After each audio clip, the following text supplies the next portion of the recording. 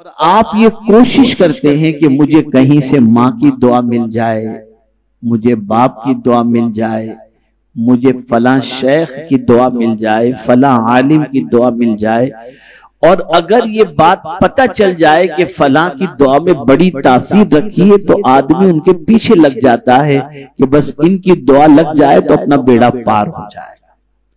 ہم بھی الحمدللہ دعائیں لینے کی کوشش بھرپور کرتے ہیں اور آپ بھی دعا لینے کی کوشش کرتے ہیں۔ اب ایک سوال پوچھتا ہوں، کوئی کتنا بھی بڑا دعا دینے والا ہو، چاہے وہ ماں ہو، چاہے وہ والد ہو، چاہے کوئی غریب ہو، چاہے کوئی پیر ہو، چاہے کوئی ولی ہو، نبی کے درجے تک تو کوئی نہیں پہنچ سکتا۔ کیا ہم نے یہ کوشش کی کہ کبھی آقائے کریم صلی اللہ علیہ وسلم کی دعا میں بھی ہم شریک ہو جائیں اور حضور کی دعا کے مستحق ہو جائیں؟ سب کی دعا لینے کی ہم کوشش کرتے ہیں، کبھی حضور کی دعا لینے کی بھی ہم نے کوشش کی؟ اب آئیے میں آپ کو سرکار صلی اللہ علیہ وسلم کی دو دعاؤں کی تاثیر بتا دوں تاکہ آپ محسوس کر سکیں کہ اللہ عز و جل نے حضور صلی اللہ علیہ وسلم کی دعا کے اندر کتنی تاثیر رکھی ہے۔ حضرت طفیل رضی اللہ تعالیٰ عنہ فرماتی، حضرت طفیل دوسی رحمت اللہ تعالیٰ علیہ رضی اللہ تعالیٰ عنہ،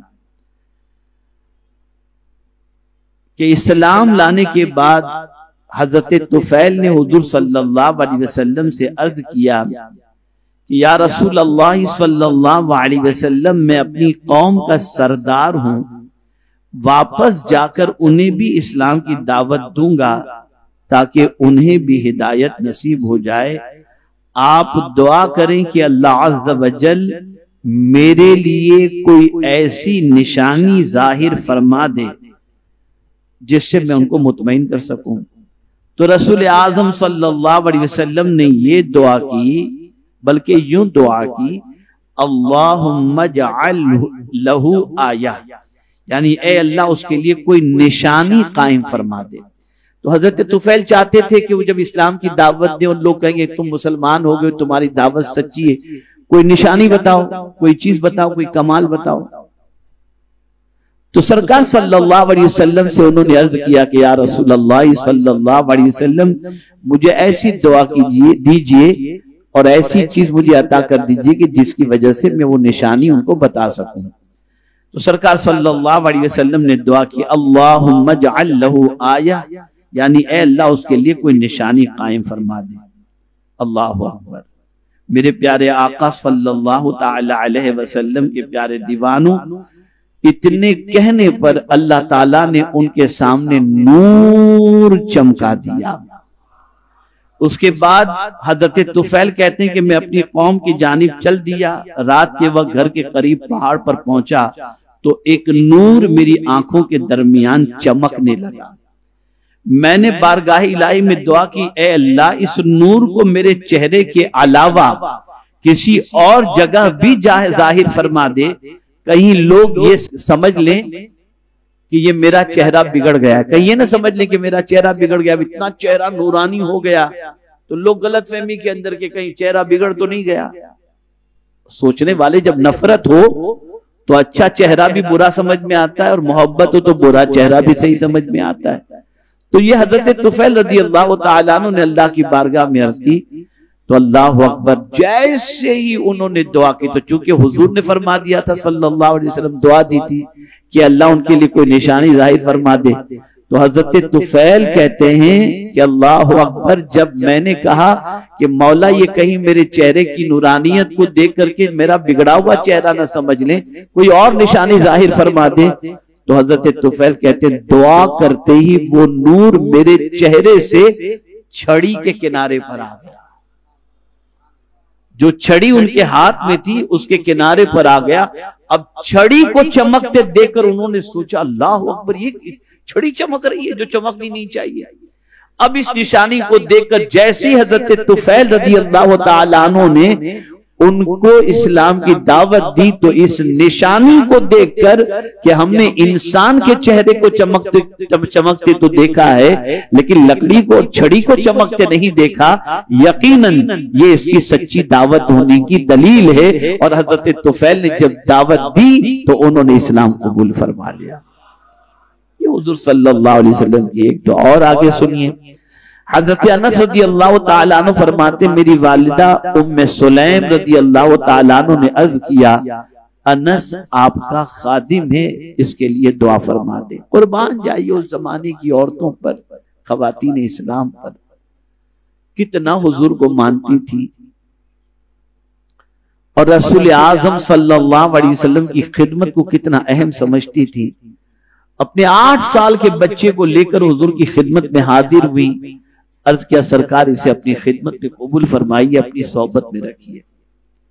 حضرت انس 10 سال تک حضور صلی اللہ علیہ وسلم کی خدمت میں رہے، اور پھر ان کی والدہ جو ام سلیم تھی انہوں نے سرکار صلی اللہ علیہ وسلم سے دعا کی گزارش کی کہ یا رسول اللہ صلی اللہ تعالی علیہ وسلم میرے بیٹے انس کے لیے آپ دعا فرما دیں۔ تو سرکار صلی اللہ علیہ وسلم نے کیا دعا فرمائی؟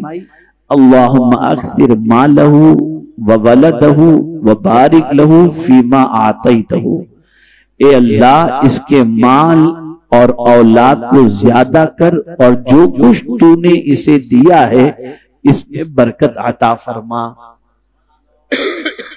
یہ رسول اعظم صلی اللہ علیہ وسلم نے دعا دی۔ چنانچہ روایت میں آتا ہے اور یہ دعا بخاری شریف کے اندر ہے، حضرت انس کو جو حضور نے دعا دی تھی یہ دعا بخاری شریف میں اب محدثین فرماتے ہیں کہ روایت میں آتا ہے کہ حضرت انس کا ایک باغ تھا،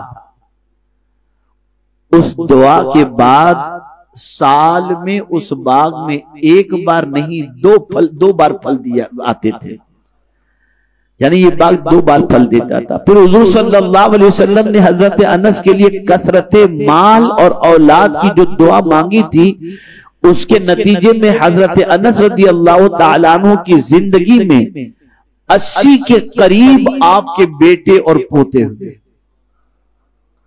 اور نواسے نواسیاں تھیں، اور حضرت انس رضی اللہ تعالیٰ عنہ نے 103 یا بعض روایتوں کے مطابق 110 سال کی آپ نے عمر پائی۔ یہ کس کی وجہ سے؟ حضور کی دعا کی وجہ سے۔ بولیے کس کی وجہ سے؟ حضور صلی اللہ علیہ وسلم کی دعا کی وجہ سے۔ اب یہ میں نے 2 واقعات آپ کے سامنے صرف آپ کی ایمان کی تازگی کے لیے پیدا کیا، ورنہ ہر بندہ مومن یہ جانتا ہے کہ حضور اگر دعا کر دیں تو اللہ اس دعا کو قبول فرما لیتا ہے۔ اب میں چاہتا ہوں کہ آپ اور ہم سب حضور صلی اللہ علیہ وسلم کی دعا کے مستحق بن جائیں۔ بننا چاہیں گے؟ جیسا جواب چاہیے ویسا نہیں، انشاءاللہ۔ میں نے جس حدیث مبارکہ کی تلاوت کی جس کے راوی حضرت عبداللہ ابن مسعود رضی اللہ تعالی عنہ، آقا کریم صلی اللہ علیہ وسلم نے فرمایا، اللہ اکبر، دعا عطا فرمائی سرکار صلی اللہ علیہ وسلم۔ کیا دعا؟ اللہ اس شخص کو تر و تازہ اور خوش رکھے۔ یہ آدمی ٹینشن میں تو رہنا ہی نہیں چاہتا، خوش رہنا چاہتا ہے۔ اب دعا کون دے رہے ہیں؟ بولیے حضور صلی اللہ علیہ وسلم۔ اللہ اس شخص کو تر و تازہ اور خوش رکھے جس نے مجھ سے کوئی بات سنی پھر اس نے اسے جیسا کچھ مجھ سے سنا تھا وہ بہو دوسروں تک پہنچا دیا۔ جتنا حضور سے سنا تھا بالکل وہی دوسروں تک اگر اس نے پہنچا دیا تو ایسے پہنچانے والے کے لیے حضور دعا کرتے ہیں، اللہ اس کو تر و تازہ رکھ اور خوش رکھ۔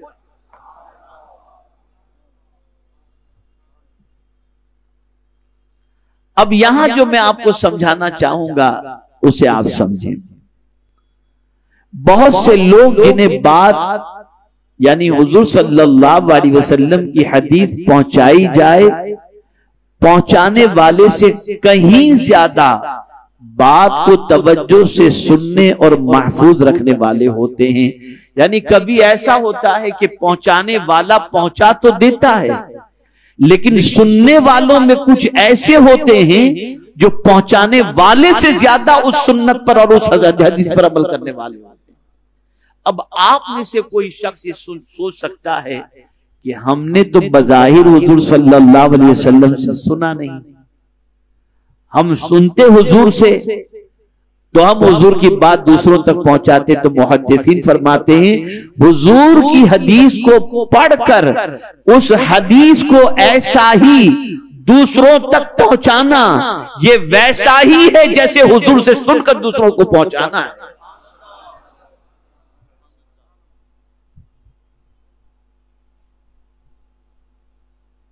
میرے پیارے آقا صلی اللہ تعالی علیہ وسلم کے پیارے دیوانوں، اگر آج ہر مسلمان